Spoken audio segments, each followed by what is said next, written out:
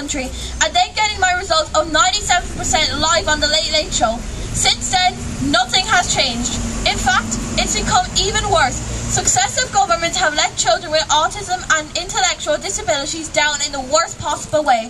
For over 2 years, I have alleged that permanent damage is being caused to thousands and thousands of children for 3 particular reasons.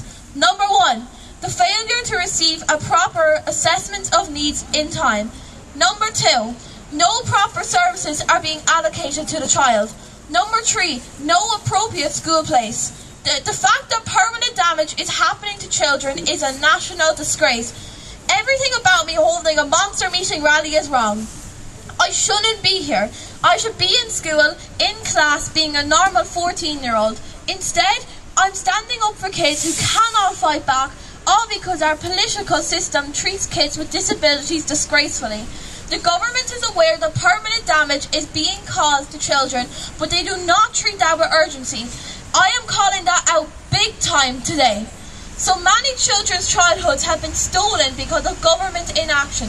My 2 brothers, Neil and John, who have autism and severe intellectual disabilities, weren't properly assessed, don't get proper services, and are in the wrong school for their disability.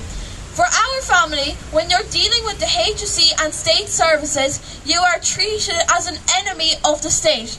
Our story is most people's story. To me, this is a very simple issue to solve.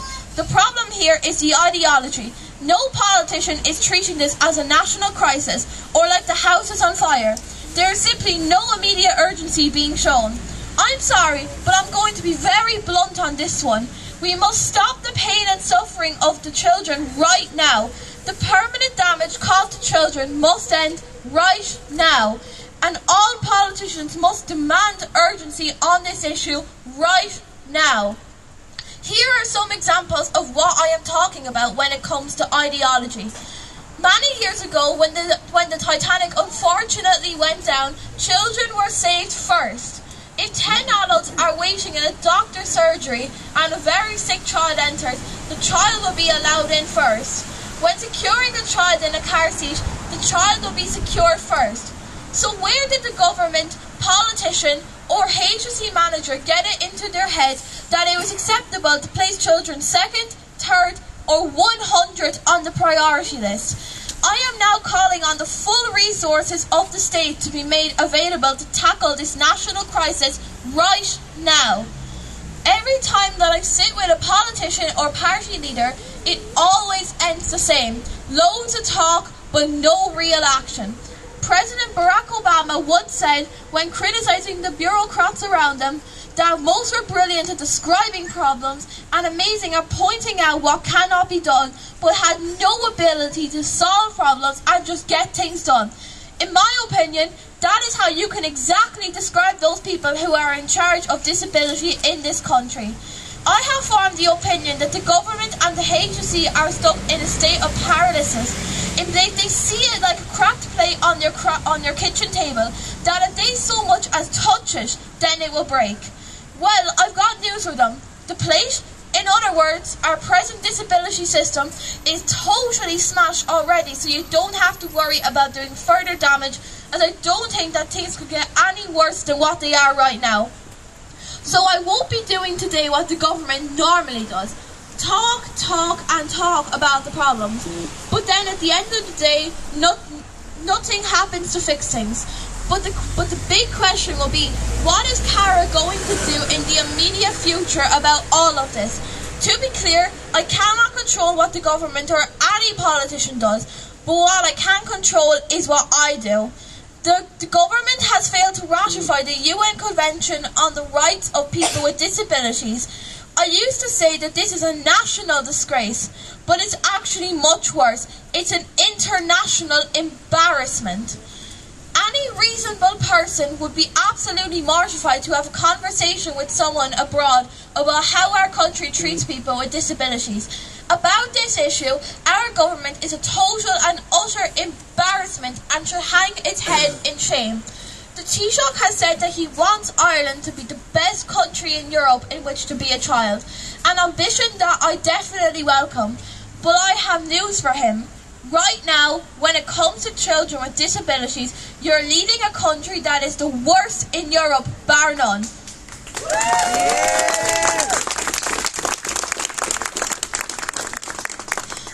He has just spent the last few days at the United Nations, so here is my message to him.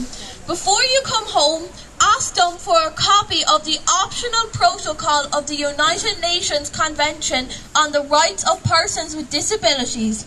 Sign it, and then come home and stop the pain and suffering of children with disabilities. In this country, we have an endless cycle of the state causing damage to our citizens and then issuing state apologies long afterwards, letting on that they would do differently if they could go back in time. But you're doing it again right here and right now. So, I'm calling for an immediate state apology for how the last few governments have treated our children with disabilities.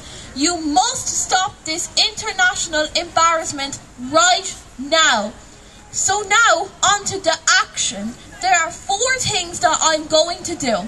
Number 1, after this rally, I and other groups are going into the Dáil to have opposition parties ask some hard questions of this government.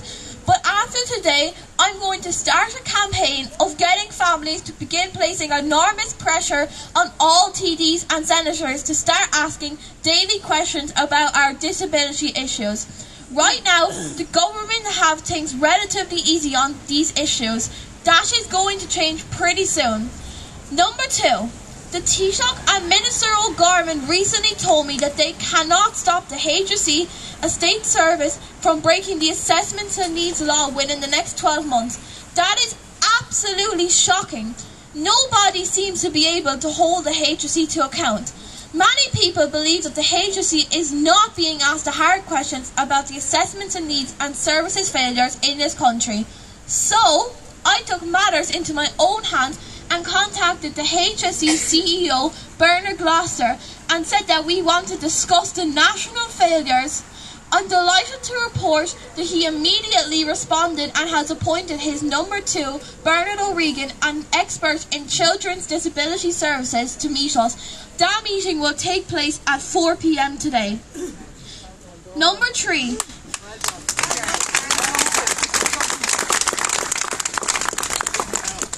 Number 3, every Wednesday from next week from 12 p.m. to 2 p.m, I am going to sit and protest right outside the front of Leinster House in the hail, rain, wind and snow until politicians finally wake up and treat our disabled children like equal citizens and finally show the type of urgency required to place this international embarrassment at the top of the agenda. I will be calling my days of protest Disability Days at the Dáil and will be encouraging people from all around the country to come and join me.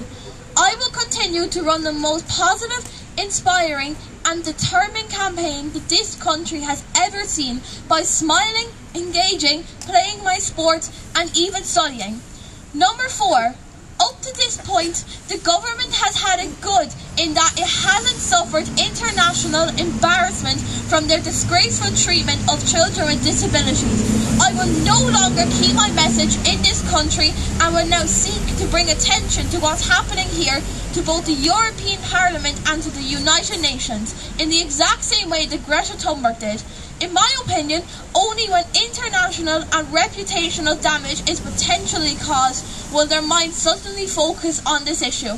While I have the greatest of respect for the government and the Constitution, and I have enjoyed being with every single politician that I have met, the time has come for them to show the same respect to citizens of our country who are disabled. I will no longer remain silent, either nationally or internationally, on these issues and will continue doing that until change comes. Now let's get this done. Thank you all so much for listening. Thank you, Cara. Thank you. Well, the line has well and truly been drawn in the sand. But well done, Cara. Well done. Fantastic. But Cara said to me this morning coming up on the train, and it's very, very simple. This isn't going to be solved overnight, and she's well aware she'll have to do this until, and that's what she's going to do. And she's